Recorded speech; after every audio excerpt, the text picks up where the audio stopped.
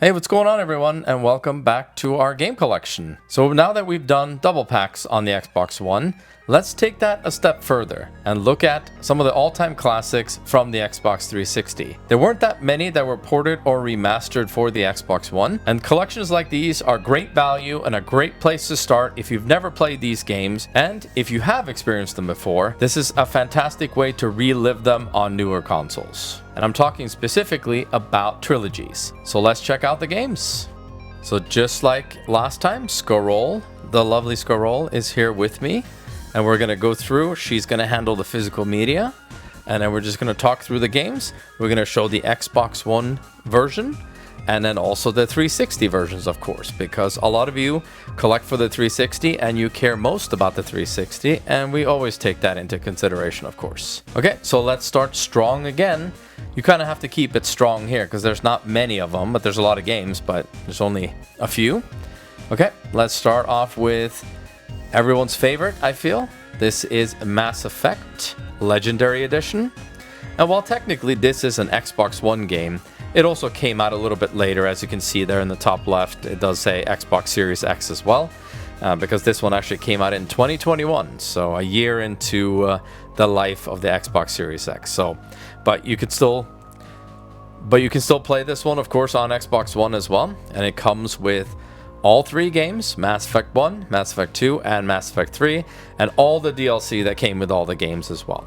Over 40 DLC. It's a lot of DLC for these games, exactly. And for the first one, they actually overhauled the controls a little bit too, to kind of make it be more like Mass Effect 2 and 3. And I do think this one actually comes with 2 discs. And it might be difficult for you to show that, but it did come with 2 discs, and we also have a controller layout here, so that's good. I think one is an install disc, so I think there's only one other game that I can think of on the Xbox One that had that, was Red Dead Redemption 2. So yeah, so data installation disc, because there's a lot of data here. There's a lot of, a lot of content in these games, right? So with the remaster and upgrading visuals and frame rate and everything, then that's going to take up a lot of room.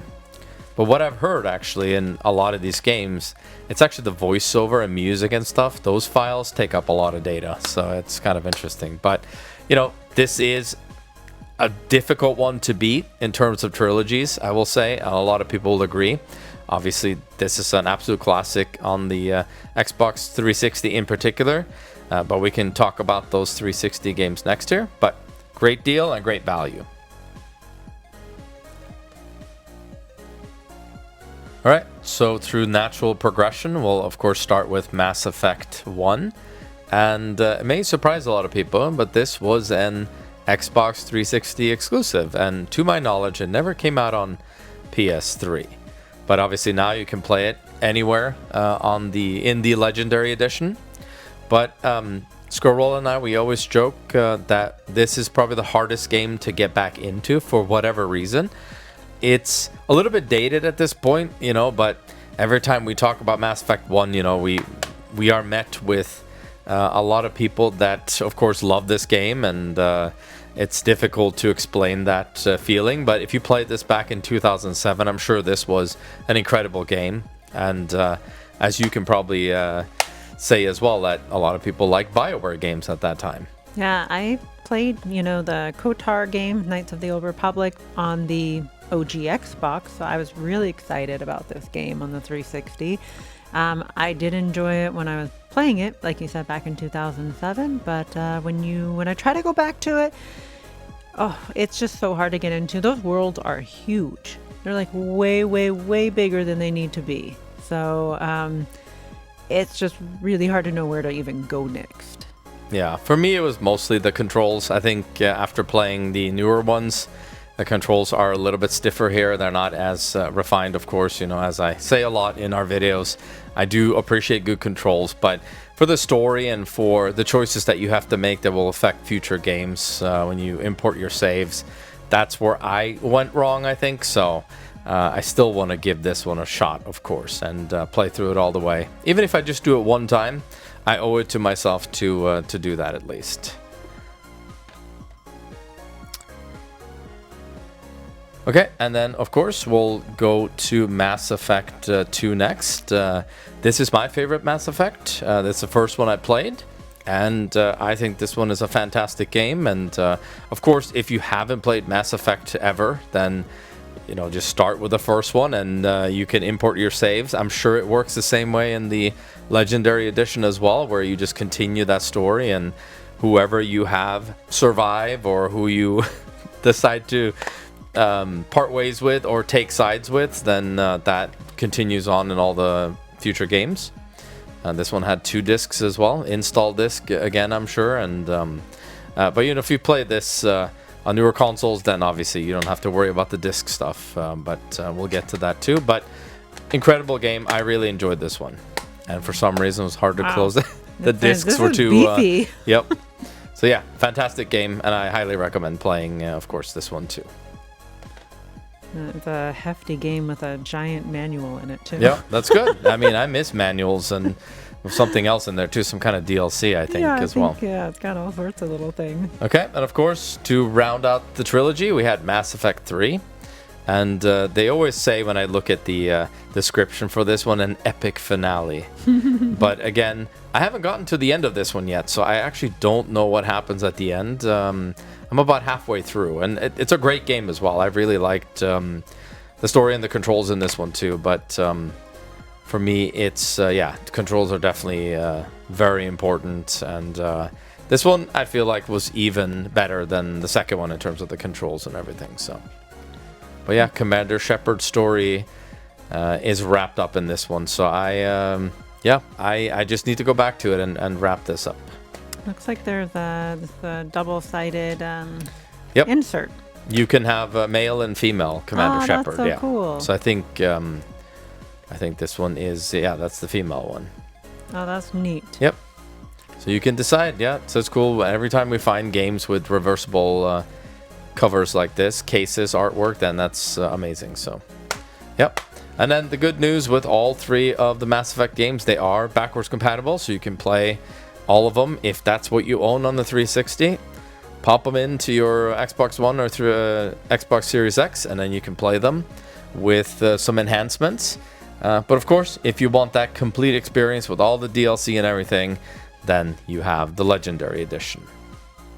The next trilogy is going to be very familiar to most people, but I wouldn't be surprised if some people have never played these, because if you came in at a later time in this massive series, you may have missed these earlier on the Xbox 360, especially if you didn't have a PS3 or an Xbox 360 at the time. And of course, we have to mention Assassin's Creed, the Ezio Collection, which includes Assassin's Creed 2, Assassin's Creed Brotherhood, and Assassin's Creed Revelations, and all the DLC that came with them on the Xbox 360, of course.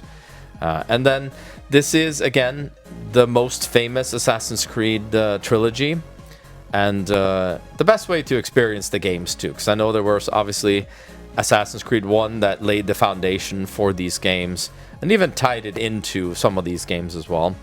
And then later on, we obviously had different types of trilogies or sagas, in a sense, in the Assassin's Creed universe. And I think we often forget that this is what we loved about Assassin's Creed. It's difficult to think about that when we see all these different entries and how they change the series, but this is really the best way to experience Assassin's Creed.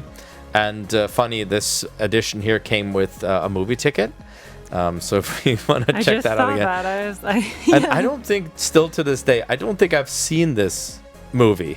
I don't think I have I don't either. think I've seen this movie at all. And I think it's been on TV or whatever, just it's been in the background. But I don't think I had much interest in watching it because it just didn't seem all that good. Well, there's multiples in here. Yeah, so we totally missed that. But I bought this used, so obviously this wouldn't work anyway. But yeah, it's pretty cool that they had a movie ticket though. So so that was must have been the same year then. So this came out in 2016. It does say on December 21st, 2016. Yeah, so this came out in 2016. So that's a good time to promote the movie and the games, So yeah, really cool. And I think that was during the time where Assassin's Creed was trying to reinvent themselves a little bit. So it was great to see that they released this trilogy on Xbox One.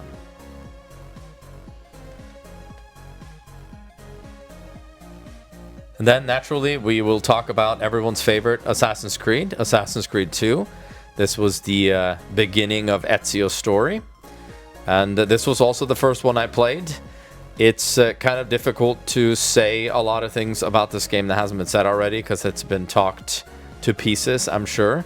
And I made a video like a while ago talking about this briefly, but you know, it's been a while since I played Assassin's Creed 2, and I hopefully when I dive into the collection that I can play it and enjoy it just as much as I did, I don't know, 10 plus years ago when I played it, 10, 15 years ago at this point. But it's a great entry point. You know, you can obviously play the first Assassin's Creed as well, but it's not going to be as good as this one.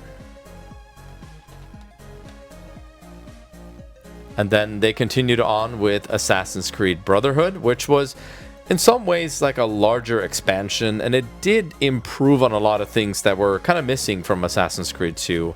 And they also had this whole brotherhood of assassins that you called upon in combat, and you recruited them and kind of built them up in a sense to be your companions and help you out in battle and stuff. So that was pretty cool. And then yeah, it just continued that same kind of story and made things better. And this actually is many people's favorite Assassin's Creed game. I know I said Assassin's Creed 2, but in hindsight, there were a lot of things in this game that I feel like if they had put that in Assassin's Creed 2, it would have been even better. But yeah, definitely have to experience Brotherhood as well. And then lastly, we had Assassin's Creed Revelations, a much older Ezio here, and you also get a more of a connection with Altair from the first game. So again, this one was interesting. I think this one took place in Istanbul, so it wasn't in Italy the whole time. I think it alternated maybe between Italy and Istanbul, but most of it I think took place in Turkey. Yeah. So it was a different kind of environment. But again, very long time since I played these three games, so I'm looking forward to going back to that. And then they had the Uplay passport. That was to play multiplayer, because Revelations and Brotherhood had multiplayer. So you needed this Uplay passport, which was kind of, I wouldn't say it was a mess, but you know, everyone was doing this kind of stuff at the time. EA was doing their online pass and everything. So, but you know, it's a lot of online modes in these games at the time, and everyone was trying something different. But I think the Assassin's Creed multiplayer was okay. It was enjoyable to some degree, but it wasn't the main reason I got these games. And then again, just like Mass Effect, all three of these games are backwards compatible. So you can enjoy them, of course, if you own them on the 360, which you should. Don't get rid of the Assassin's Creed games, just keep them. But they did remove all of the multiplayer from these games. And then moving on nicely here to another famous trilogy, of course, and one that is near and dear to my heart. We have both played at least the first two. And let's check out BioShock The Collection. So this is the complete collection of BioShock 1, BioShock 2, and BioShock Infinite. And this edition has a nice little slipcover here that Scarole is very fascinated by. Yeah, it's very cool. I saw Rapture at the bottom. There was very glossy and very vivid colors and stuff. So, like I said, it comes with the complete collection here. And it has all of the DLC from the games on the Xbox 360. So it has what I would feel like are very good additions to the game, because a lot of people feel kind of indifferent about DLC, I would say, like the DLC is not needed in the experience, but I would say the BioShock DLC adds an extra experience to it.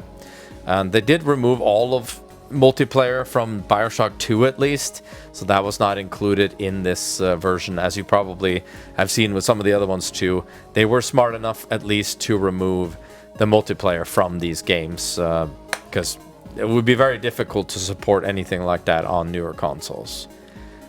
So you have 2 discs, one for BioShock Infinite, and then you have one for BioShock 1 and 2. So that should hold all of the stuff that you need to play these games. And for me, this is one of the best values you can find. Obviously, this came out on all the other consoles as well, but this is a must, again, to have in a collection, especially if you've never played BioShock before. And Same as Assassin's Creed. You'd be surprised. A lot of people actually haven't played BioShock. But yeah, great one to add to your collection. It does say over $100 in value. I think most of them say, like, have you seen the Borderlands ones? They say over $200, and then, yeah, it's always on sale. But I would say that is probably pretty accurate, yeah.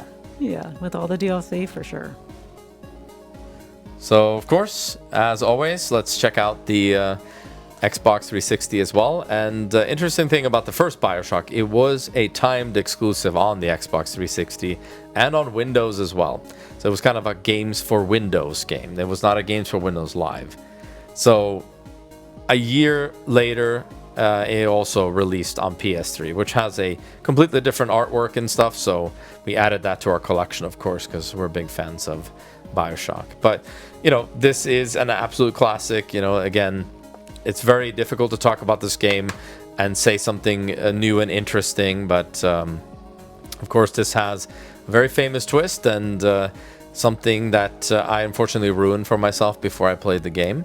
But you didn't, though, so you were actually surprised by the twist, but I saw it. No, it's very cool. I mean, this isn't my usual style of game, but I really enjoyed this game. So, I mean, such a cool environment. I feel like this is a game that even if you're not into this style of game, you gotta try these games. I just played this one recently, actually, too, right? Like, well, within you the played last it as couple part of years. of, yeah, you played it as part of the collection. Yeah. Exactly. So I was way behind on this one. Yeah, so was I, actually, but I finally got around to it, and yeah, never looked back on BioShock. These are incredible games. Again, of course, BioShock 2. I think this one is a little bit underrated, I have to say. Like, a lot of people don't like BioShock 2, and they kind of tend to skip over it in favor of just 1 and 3. But I think BioShock 2 is also a very good game. And you get to play as a Big Daddy in this one, which is unique. It's a little bit different, of course, than the first one. And yeah, there were loads and loads of editions for this game that I have played and collected for. So, and we did a video together too, talking about BioShock 2, and I believe we did BioShock 1 as well. So yeah, but that was obviously a much shorter video and very different than this one. But yeah, absolute must to have this one too. I think it's worth having these on the 360 as well. And then lastly, we have BioShock Infinite, which was very different, not the same environment at all, like you said with Rapture in the first two. This was in Colombia, in the clouds, basically, in the sky. And, you know, like I said, it still has that BioShock feel to it. And I've seen videos over the years saying that they went back to this game, you know, recently, and it wasn't as good as they remember. But I played, actually, the BioShock Infinite from the collection, and it's just as good as I remember, maybe even better. So I don't know what they were on about, saying that this is not as good. But BioShock Infinite is incredible as well. And this has one of the coolest reversible covers, in my opinion. Yeah, for sure. So I used that one for a while, but I flipped it back because I wanted it to match all the other ones on the shelf for the Xbox 360. But this one you probably will see in game stores where they flipped it and it catches your eye and you're like, oh, what game is this? Did they come out with a different game? But that is BioShock Infinite. So, but yeah, a must to experience BioShock Infinite as well. And then, of course, all three of these in the BioShock trilogy are backwards compatible. So however you experience them, just experience them. That is our recommendation. And the last trilogy in today's video is another series for some reason that is also near and dear to my heart. I don't know if it's as popular as I would like it to be. I find it underrated. Some people say it's overrated or just not as good of a shooter. But I like Crysis. And this is the Crysis Trilogy, Crysis Remastered Trilogy.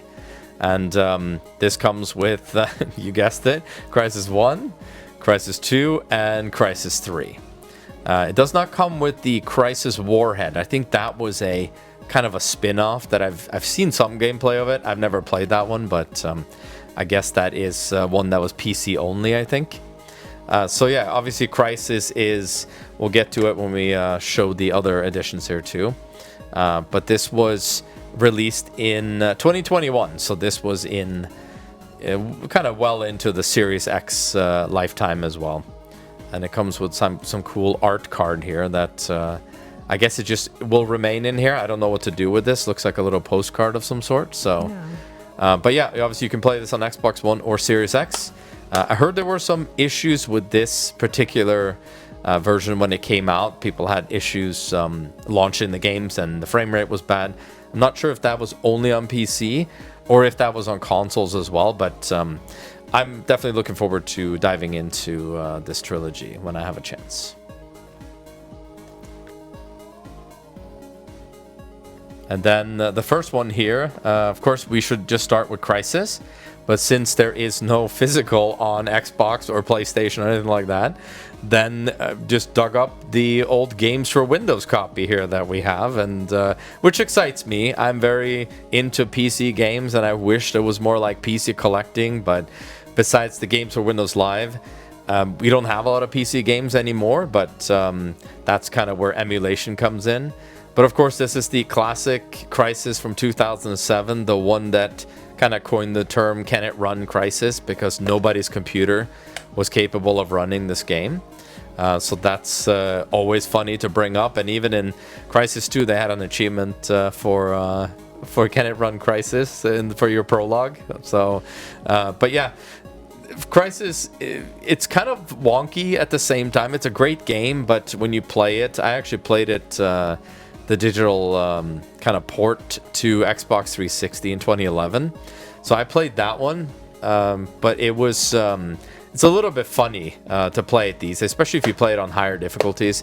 This game is great, obviously graphically and stuff, but it's dated a little bit now, or it looks a little bit dated, I should say, but it's still a good one to experience, and because it was kind of the original game that sort of broke people's computers in a sense, then I find that very interesting. So yep, good one to have though, but no physical on Xbox. Do I put it on top of the? Yeah, you can put it on the side like you did. Yeah. Okay. Put it on the side. Is it going to show? It's different. Oh, it's not going to show. You might have to squish it. All right. I think. Oh wait, maybe over here. Put it in the middle. There you go. Yep. Perfect. Okay. Now everyone gets to see Crysis on Games for Windows here.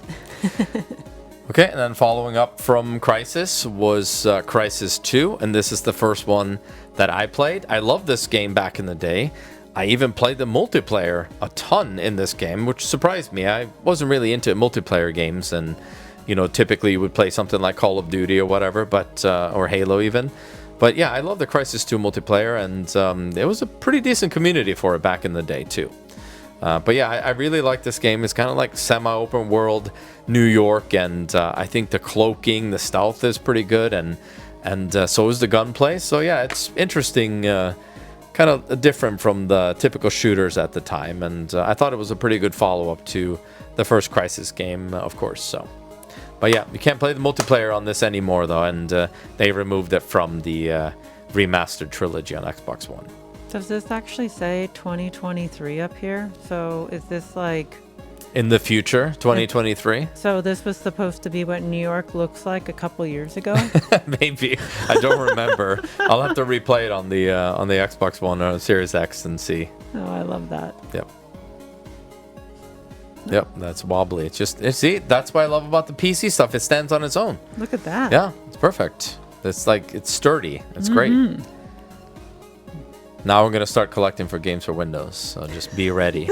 No, okay. And then lastly, we had Crysis 3, and I actually pre-ordered this one because I like Crysis 2 so much, so it was back in the day where I used to pre-order stuff from GameStop, which I don't know who does that anymore. We certainly don't, but I pre-ordered this one, I picked it up, and again, I was very hooked on the multiplayer in this one too, and I enjoyed the campaign. Maybe not as good as Crysis 2, but again, it was more open world than maybe the sequel was, but still a great one to experience as well. And if you like these games, obviously you're gonna want to play all three of them.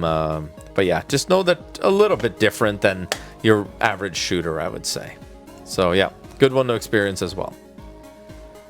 And then, just like all the other trilogies, thankfully, all of these games are backwards compatible as well. So you can enjoy all of the Crysis games, even if you own it digitally on the Xbox 360, the first one that is. You can play that on the Xbox One and Series X, and of course, Crysis 2 and Crysis 3.